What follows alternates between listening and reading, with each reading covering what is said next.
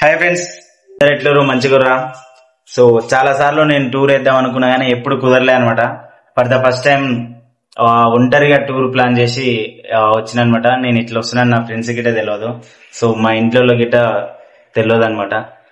So ఈ రోజు అయితే మనం ఎక్కడున్నాం అంటే తమిళనాడు కోయంబత్తూరులో ఉన్నాం అనమాట.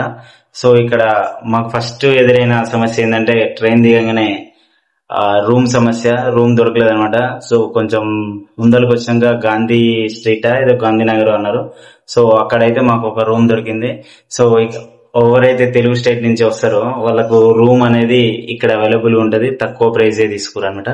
సో ఒకసారి మీకు రూమ్ చూపిస్తాను ఎట్లుంది అనేది. ప్రెసెంట్ మేము ఉన్నది అయితే 3rd ఫ్లోర్ అనమాట. ఒకసారి మా రూమ్ చూపిస్తాను ఇప్పుడు ఎట్లుంది అనేది.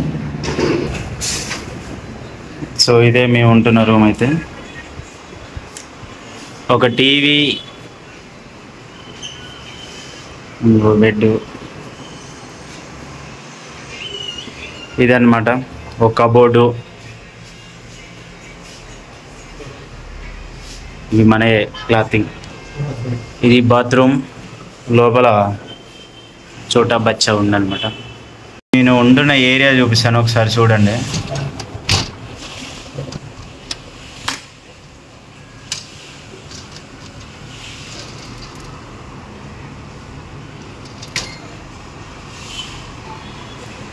ఇదే మనం ఉంటున్న ఇప్పుడు ఏరియా.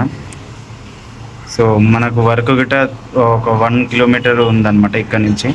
సో అందుకే ఇక్కడ స్టే చేసినాం. సో అక్కడ రైల్వే స్టేషన్ దగ్గర అయితే మాకు అవైలబుల్ లేవని చెప్పి దొరకలేదు మాకు. వీళ్ళ లాంగ్వేజ్ మనకు రాదు, మన లాంగ్వేజ్ వాళ్ళకి రాదు. సో ఆ లాంగ్వేజ్ ప్రాబ్లం అయితే ఉంటుంది. యాక్చువల్గా జర్నీ స్టార్టింగ్ నుంచే తీద్దాం అనుకున్నా కానీ వీడియో కుదరలేదనమాట. ఎందుకంటే కొంచెం ఫుల్ నాయిస్ అనమాట, మన దగ్గర మైక్ లేదు. సో అందుకే తీయలేకపోయినా ఫస్ట్ నుంచి. అంటే కాచిగూడ నుంచి డైరెక్ట్ కోయంబత్తూరు ట్రైన్ టికెట్ తీసుకొని అక్కడ నుంచి ట్రావెల్ అయిన ఉంటా. సో అక్కడ నుంచే తీద్దాం అనుకున్నా కానీ తీయలేదు. సో షార్ట్ వీడియో అయితే తీసిన, షార్ట్ వీడియో అనేది అప్లోడ్ చేస్తాం మన ఛానల్లో, వెళ్ళి చూడండి. కడప దగ్గర అయితే వ్యూ మాత్రం మామూలుగా లేదు, మరీ అంటే మరి మస్తు ఎక్సలెంట్ ఉంది, గుట్టలు మొత్తం. సో అవన్నీ నేను మన షార్ట్ వీడియోలో మన ఛానల్లో అప్లోడ్ చేస్తాను, చూడండి. సో ఎండింగ్ వచ్చినాక కోయంబత్తూరు జంక్షన్ వచ్చే ముందల ఒక 20 కిలోమీటర్ల నుంచి వీడియో తీసిన అనమాట. నైట్ వ్యూ ఎట్లుందనేది ఒకసారి చూడండి. మీరు కూడా మన ఛానల్లో అప్లోడ్ చేస్తాను, ఇప్పుడు ఒకసారి అప్లోడ్ చేస్తాను, అది ప్రీవియస్ది ఒకసారి చూసేయండి ఎట్లుంది ఏం కథ అనేది. సో స్టేషన్ ముందలైతే ఒకటి పాతది ట్రైన్ ఉంటుంది చూసిన, పాత సినిమాలలో ఆ ట్రైన్ అయితే బాగుందనమాట. ఇక్కడ రాగానే అట్లనే ఎప్పుడో ఒక్కరిని మాత్రమే మనం ఈ తమిళ్ లాంగ్వేజ్ మాట్లాడడం చూసినాం, కానీ అందరు అట్లే మాట్లాడేసరికి కొంచెం నాకు వెరైటీగా అనిపిస్తుంది. కాకపోతే లాంగ్వేజ్ అనేది నేర్చుకుంటే చాలా బాగుంటుంది ఇది గిట్ట. ఎందుకంటే మనకి ఇక్కడ వచ్చినాక చాలా ప్రాబ్లం అవుతుంది, లాంగ్వేజ్ ప్రాబ్లం. ఇంత దూరం ఒక్కరిని ట్రావెల్ చేయడం అయితే ఫస్ట్ టైం. ఈ ట్రావెలింగ్ అనేది నాకు ఏం నేర్పిద్దామని ఇంత దూరం తీసుకొచ్చింది అనేది మనకి తెలియదు. సో చూద్దాం ఎండింగ్ వరకు. మనం 4 or 5 వరకు ఇక్కడనే ఉంటాం అనమాట. 4th date or 5th date వరకు ఇక్కడనే ఉంటాం. సో మనకి ఏం నేర్పిస్తుంది అనేది చూద్దాం. సో అప్పుడప్పుడు ఈ ఒంటరి ప్రయాణాలు గట్రా మనకి ఏదో ఒకటి నేర్పిస్తానికి డెస్టినేషన్ అంటారు కదా. సో ఆ డెస్టినేషన్ని నేను స్ట్రాంగ్గా బిలీవ్ చేస్తాను అనమాట. సో అదైతే మనకి ఏం నేర్పిస్తుంది అనేది ఈరోజు అయితే చూసేద్దాం మనం కూడా.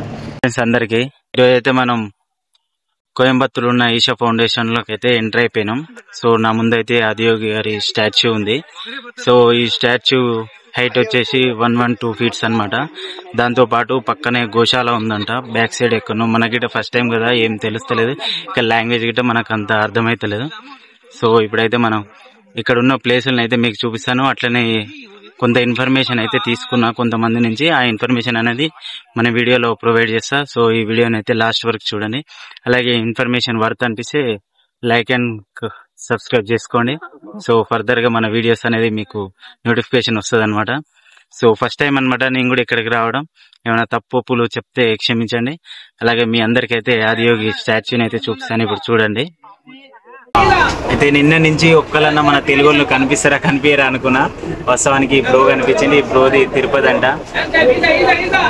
ఇప్పుడు కొంచెం రిలాక్స్ అయింది, ఎందుకంటే మనకు తెలుగు వాళ్ళు కనిపిస్తున్నాయి కదా, మనకి ఏదైనా అడ్రస్ అడగడానికి. ఎందుకంటే నాకు వచ్చిన 2-3 పదాలు హిందీ తోటి వీళ్ళని మేనేజ్ చేసి ఈషా ఫౌండేషన్కి అయితే ఇప్పుడు వెళ్తున్నాను అనమాట బస్సులో. సో అక్కడికి వెళ్ళాక ఎట్లుంది ఇంకా అనేది అన్ని చూపిస్తాను. సో ఇక్కడ ఉన్న వాతావరణం గిట్ట ఒకసారి చూపిస్తాను చూడండి. ఈషా ఫౌండేషన్ కి వెళ్ళాలంటే 14D బస్ అవైలబుల్ గా ఉంటది. నేను ఫెస్టివల్ టైంలో వెళ్ళిన సో ఫ్యూ బస్సెస్ అయితే అవైలబుల్ గా ఉన్నాయి. ఎక్కడ చూసినా కొబ్బరి చెట్లు అరటి చెట్లు మస్తు ఉన్నాయి. గ్రీనరీ కూడా చాలా బాగుంటది మామ. ఇక మనం అయితే ఇప్పుడు ఈషా ఫౌండేషన్ లోకి ఎంటర్ అయిపోయినాం. అయితే మనకు ఎంట్రెన్స్ లో ఇలా రాళ్లతో కట్టిన కమాన్, దానిపైన ఒక పెద్ద శివలింగం.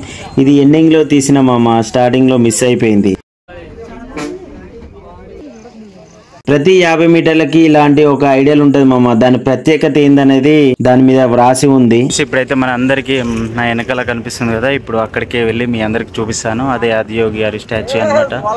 సో దీంతో పాటు గోశాల ఉందంట, గోశాల గిట్ట చూపిస్తాను. చూడండి నా వెనక గుట్టలు, ఎంత వ్యూ అంటే మస్తు బాగుంది. గుట్టలు మాత్రం గుట్టున్నాయి. గుట్ట చుట్టూ చూడండి గుట్టలు గిట్ట.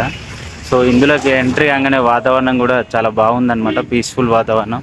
కొన్ని చెట్లు గిట్ట అక్కడ చెట్లు ఉన్నాయి, అక్కడ చూపిస్తున్నాయి.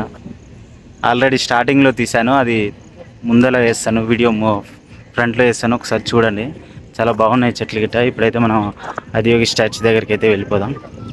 ఇక్కడ ప్రైవేట్ వెహికల్స్ కి అయితే పార్కింగ్ సపరేట్ ఉంది. నేను బస్సులో వచ్చిన ఫస్ట్ టైం విజిట్ చేసిన, ఫుల్ ఎక్సైట్మెంట్ తోటి ఉన్నా. ఎంట్రన్స్ నుంచి విగ్రహం వరకు ప్రతి 100 మీటర్ కి ఒక డ్రింకింగ్ వాటర్ ఏర్పాటు చేసిరు మామ. ఇప్పుడు మనం ఆదియోగి విగ్రహం గురించి తెలుసుకుందాం. అయితే మొత్తం విగ్రహాన్ని సాల్ట్ తో నిర్మించారు. ఈ విగ్రహం ముఖ్య ఉద్దేశం యోగాని ఇంప్లిమెంట్ చేయడం. అయితే ఈ విగ్రహాన్ని ప్రధాని నరేంద్ర మోడీ గారి చేతుల మీదుగా 2017 ఫిబ్రవరి 24 డేట్ న ఆవిష్కరించబడింది. అయితే ఈ విగ్రహం బరువు వచ్చేసి సుమారు 500 టన్నులు, 250 టన్నుల వరకు స్టీలే వాడారు. ఈ వీడియో తీసిన 2 రోజులకైతే మళ్ళీ లేజర్ షో చూడడానికి అయితే వెళ్ళినాను. సూపర్ ఉంది లేజర్ షో. సో ఇన్స్టాలో, యూట్యూబ్ లో చూడడం కానీ రియల్ గా అయితే ఎప్పుడు చూడలే, ఫస్ట్ టైం చూస్తున్నా. మామూలుగా లేదు అసలు. ఫుల్ 3D లేజర్ షో మన ఛానల్లో అప్లోడ్ చేస్తా, చూసేసేయండి మీరు కూడా.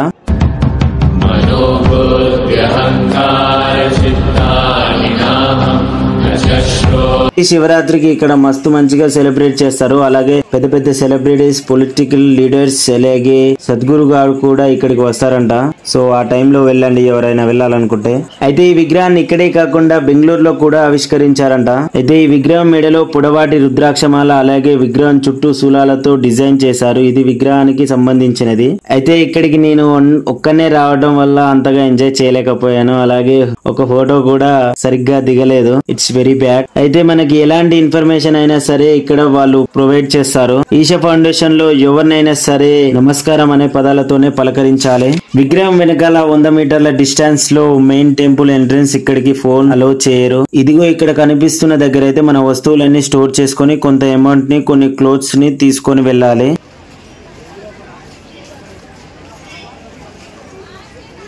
అయితే మనకి లోపల చంద్రకుండు లేడీస్ కి, సూర్యకుండు బాయ్స్ కి అనేది ఉంటది. సో దాని లోపల స్నానానికి వెళ్లే ముందు మన ఒంటిపై ఎలాంటి క్లోత్స్ ఉండకూడదు.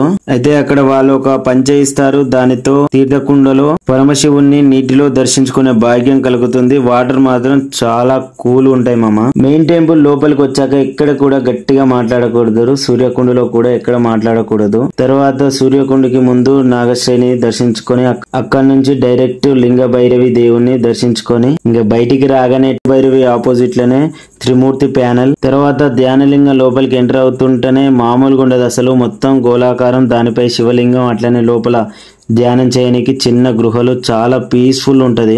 భైరవికి ముందే నందీశ్వరుడు చాలా పెద్దగా ఉంటాడు. నాకు తెలిసి ఫోన్స్ అలో చేయకపోవడానికి కారణం ఫొటోస్ ఎక్కువ దిగటం, టైం ని మర్చిపోవడం, వేరే వాళ్ళ ప్రశాంతతను పోగొట్టడం. మేబీ ఇవి కారణాలు ఉండొచ్చు. సో ఈషా ఫౌండేషన్ లోనే స్టే చేయాలనుకునే వాళ్ళు మాత్రం ముందుగానే రూమ్స్ బుక్ చేసుకోవాలి. అలాగే అక్కడ వాలంటీర్ గా చేయాలనుకునే వాళ్ళు మాత్రం ఇక్కడ ఇన్ఫర్మేషన్ తీసుకోండి, వీళ్ళు ప్రొవైడ్ చేస్తారు. మెయిన్ టెంపుల్ లో కూడా ఫుడ్ దొరుకుతుంది. అలాగే టెంపుల్ బయట కూడా ఫుడ్ దొరుకుతుంది. ప్రైజెస్ మాత్రం చాలా ఎక్కువ ఉన్నాయి. అలాగే ఫుడ్ క్వాలిటీ కూడా చాలా బాగుంది. నేను ట్రై చేశాను, మీరు కూడా వెళ్తే ట్రై చేయండి. నేను మాత్రం ఈ మామిడికాయ ముక్కలు తిన్నా, బానే ఉంది, 30 రూపీస్.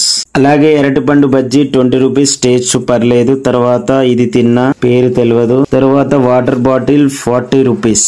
అగండి చెప్పడం మర్చిపోయా. మెయిన్ టెంపుల్ నుంచి విగ్రహం వరకు 10 రూపాయలు తీసుకొని దీని మీద దిగబెడతారు. గోశాలలో గోవు లేవు, మేతకొచ్చినాయి. లొకేషన్ చూడండి, చుట్టూ గుట్టలు కొండలు మాత్రం మామూలుగా ఉండవు, మస్తు అనిపిస్తది. ఇదండి సంగతి. ఇది నేను కలెక్ట్ చేసిన ఇన్ఫర్మేషన్ వర్త్ అనిపిస్తే లైక్ చేయండి, రాంగ్ అనిపిస్తే కమెంట్ చేయండి. 3D లేజర్ షో మిస్ అవ్వద్దంటే మన ఛానల్ ని వెంటనే సబ్స్క్రైబ్ చేసుకొని పక్కన ఉన్న బెల్ ఐకాన్ ఆన్ లో పెట్టుకోండి. మరి నేను సరే ఉంటా మరి బాయ్.